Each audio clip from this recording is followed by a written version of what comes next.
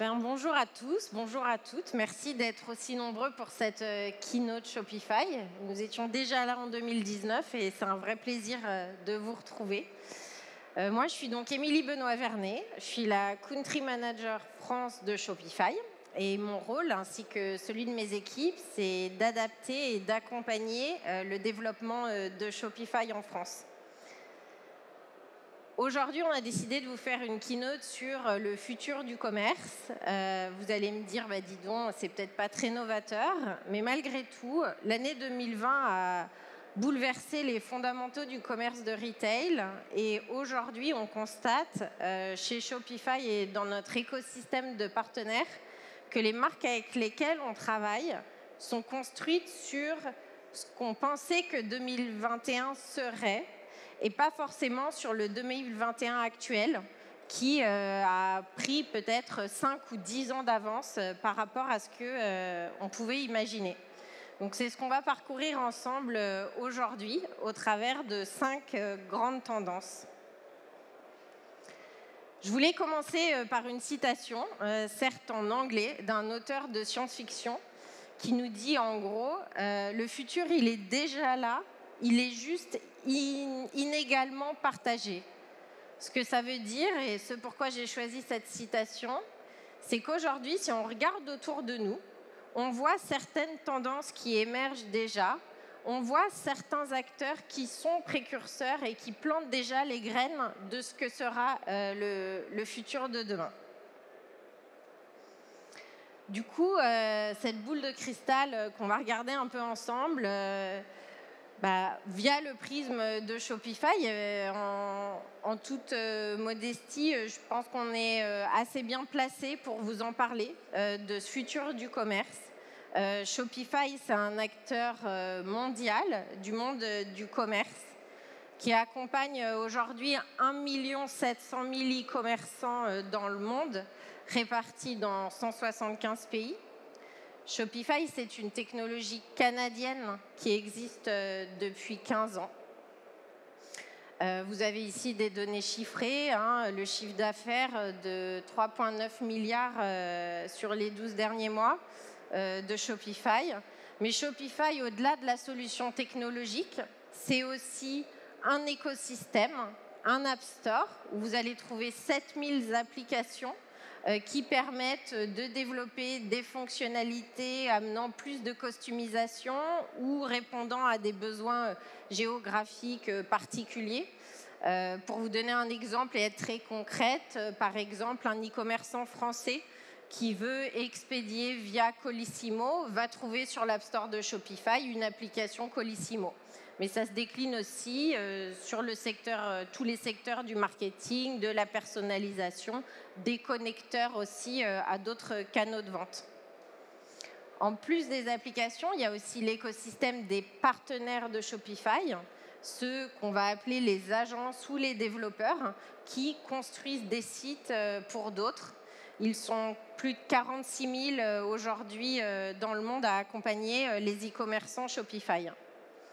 Et comme cet écosystème, il faut qu'il soit vertueux pour tous, pour accompagner ce futur du commerce.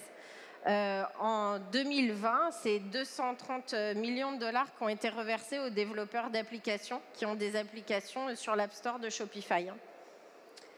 Et grande annonce qu'on a faite en juillet cette année, depuis juillet 2021, Shopify a annuler, on va dire, la commission, le pourcentage qu'il prend sur les applications développées par les développeurs sur l'App Store jusqu'au 1er million.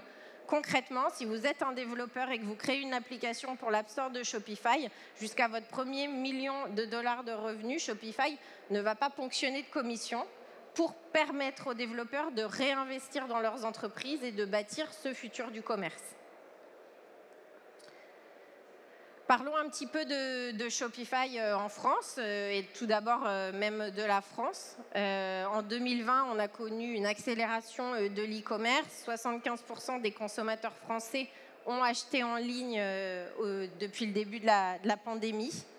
Concrètement, pour Shopify, ça s'est traduit par une augmentation du nombre d'e-shops de 61% en 2020 et effet confinement oblige, entre mars et avril 2020, accélération encore plus forte de 82%.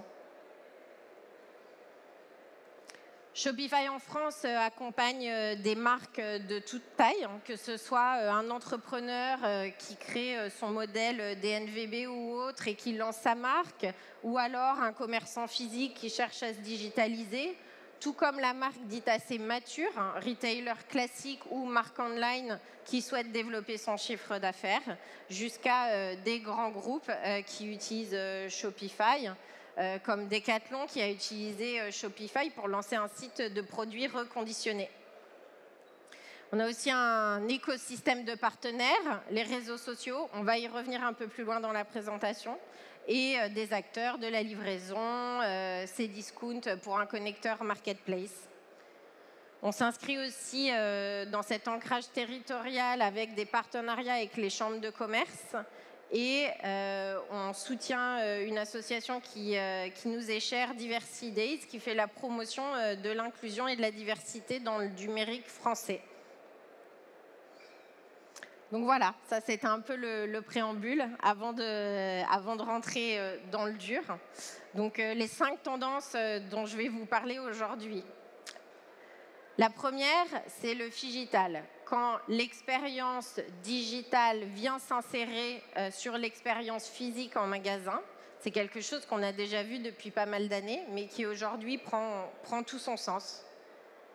L'évolution des canaux, parce que où vous vendez devient presque aussi important que ce que vous vendez. Comment mettre vos produits en face de votre audience de la façon la plus performante possible.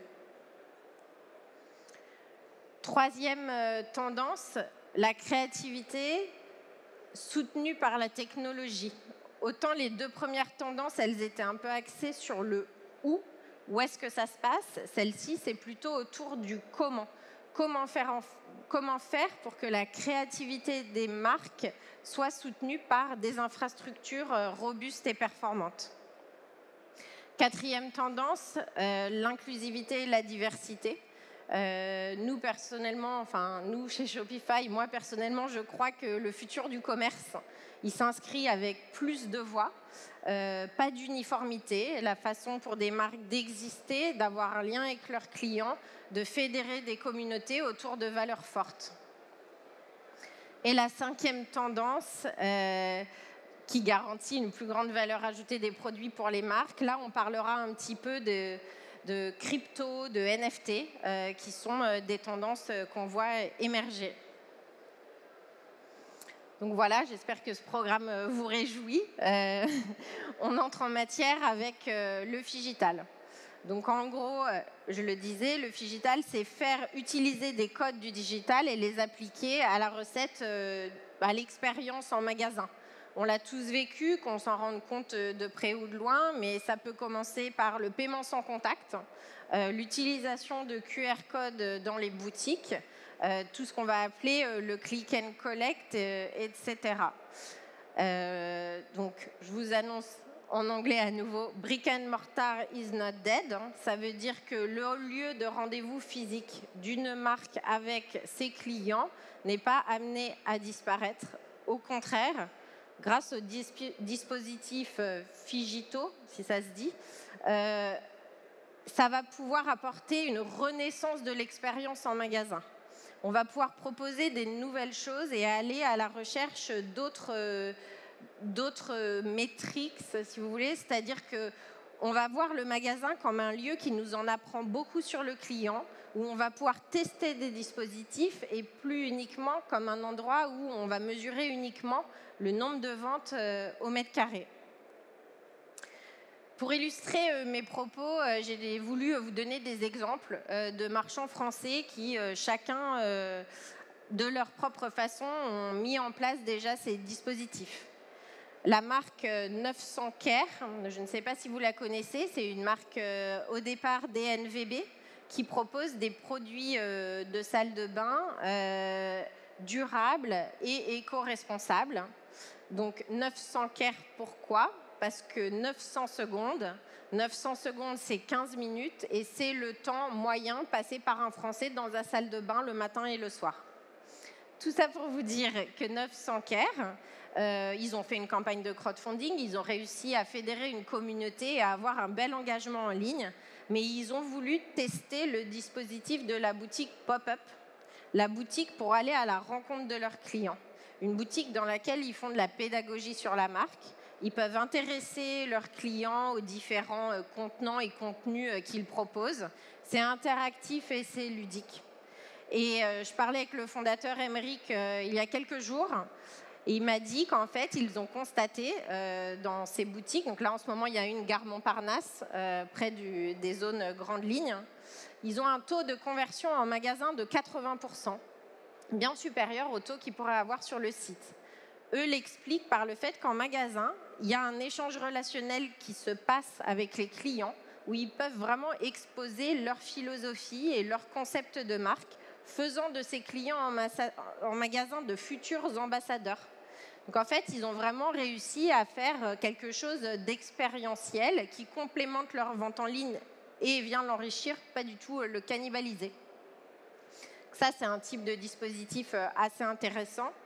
Je crois assez au modèle pop-up, au modèle agile qui permet de déployer une boutique pop-up pour aller tester son concept, son produit, avoir des remontées des clients, puisque cet échange client-marchand, de plus en plus, c'est ce qui prend le pas sur la stratégie marketing de marque, et c'est tant mieux.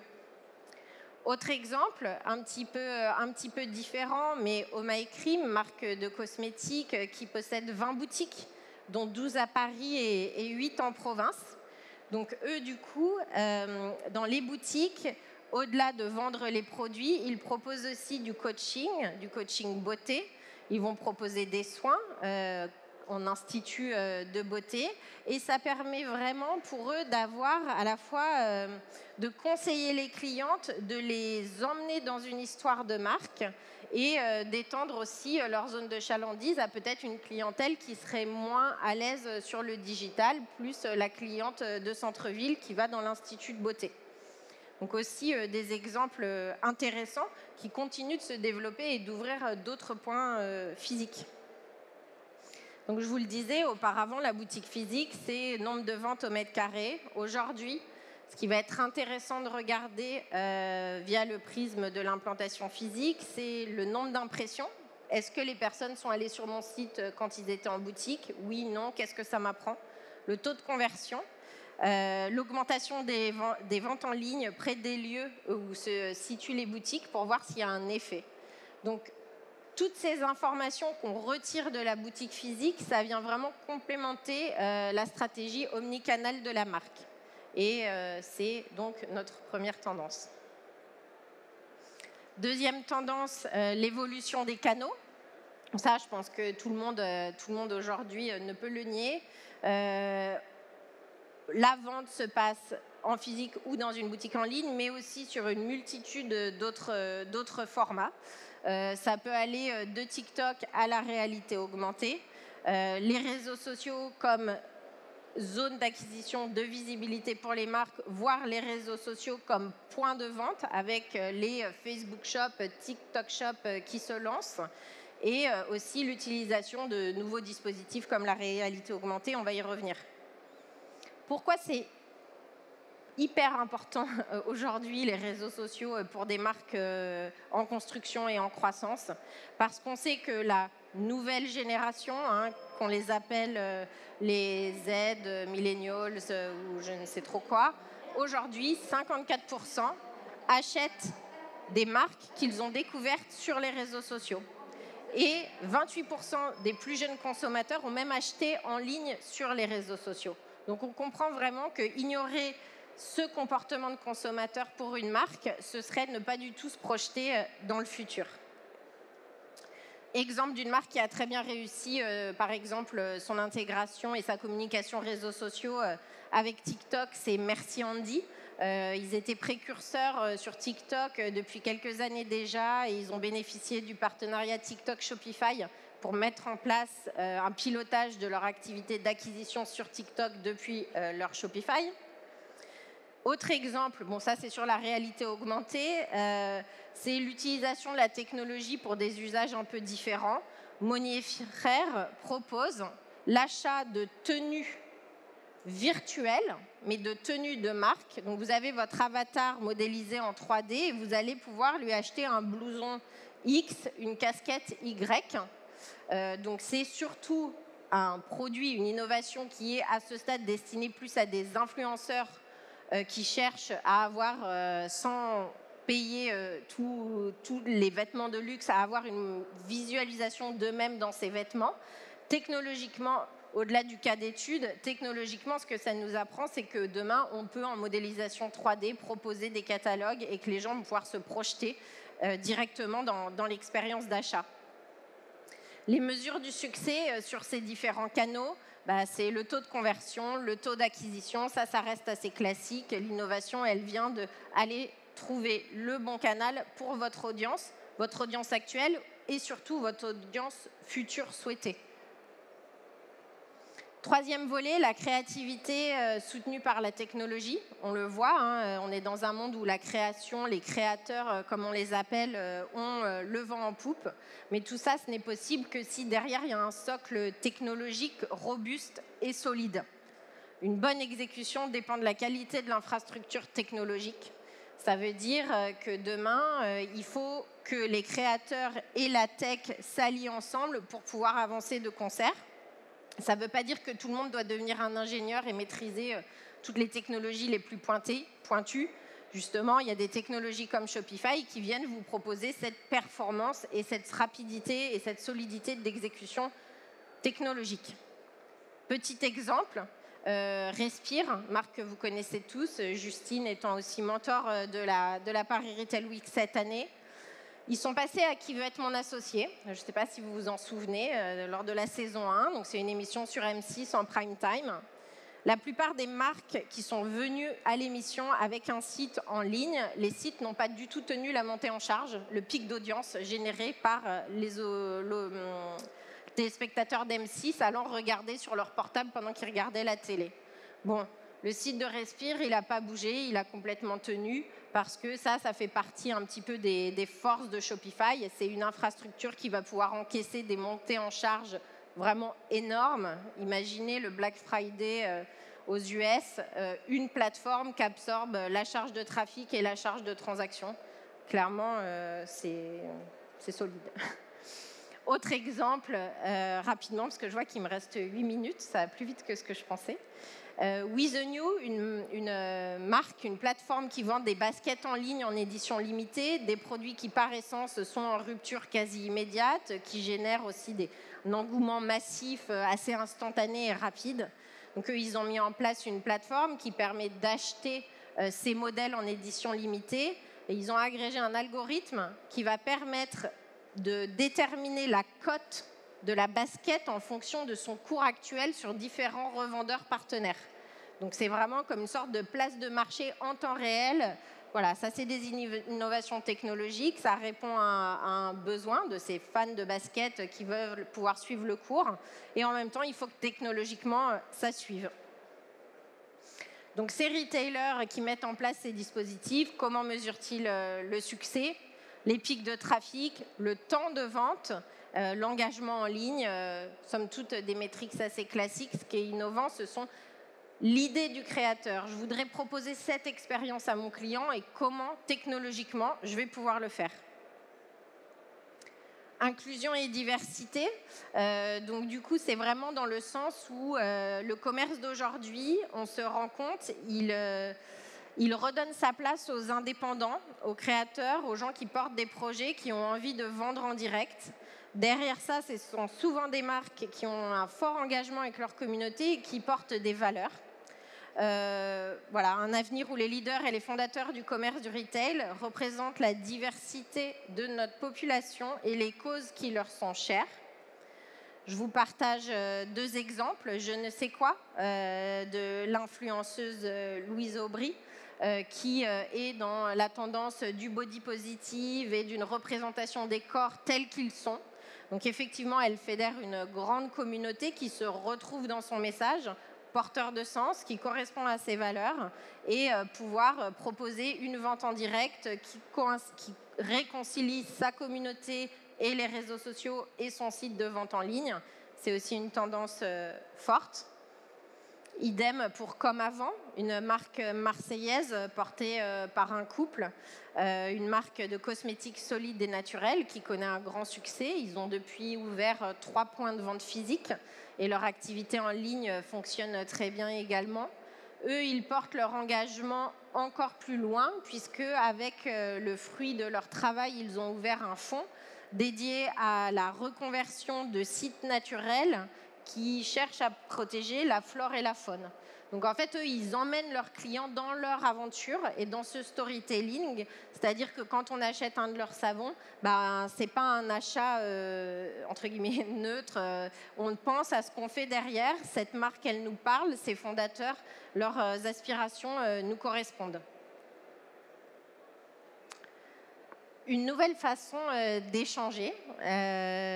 Donc là, je vais vous parler de ce qui est un petit peu dans l'air du temps, les crypto-monnaies et les NFT. Donc les NFT, ce sont non-fungible tokens ou tokens non fongibles. Ce sont des œuvres d'art numériques qui ont un certificat d'authenticité basé sur la blockchain qui permet de garantir la transaction entre le marchand et son vendeur. Moi, ce que je trouve vraiment intéressant là-dedans, c'est la confiance relationnelle que ça instaure. C'est-à-dire que ça va permettre à une marque de garantir l'authenticité de ses produits. Ça va permettre aussi à tout ce qui est dans le domaine des objets de collection et des collectionneurs de pouvoir avoir une sorte de valeur ajoutée de leur collection puisque tout devient encadré grâce à ces processus. Un exemple, parce qu'aujourd'hui, les NFT chez Shopify, c'est en early access pour 1000 clients aux États-Unis, dont les Chicago Bulls. Donc, les Chicago Bulls ont mis en vente une collection d'œuvres d'art numériques représentant 6 bagues, des bagues de quand ils ont gagné des championnats. Cette collection a été mise en vente sur leur site Shopify. Elle a été vendue en 90 secondes. Donc, on se rend compte qu'il y a une forte appétence de tous ces dispositifs un petit peu de collectionneurs et d'authenticité.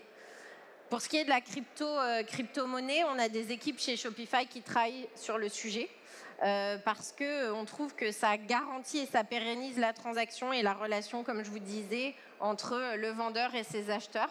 Donc ce sont des sujets sur lesquels on veut suivre la tendance pour accompagner cette construction du futur de demain. Voilà, c'était rapidement, ou je ne sais pas si rapidement que ça, notre présentation. En gros, mon dernier mot, ce serait, vous voyez que le commerce du futur, celui de dans 10 ans, on commence à voir les contours se dessiner. Il y a des gens qui sont précurseurs, il y a des gens qui tentent des choses.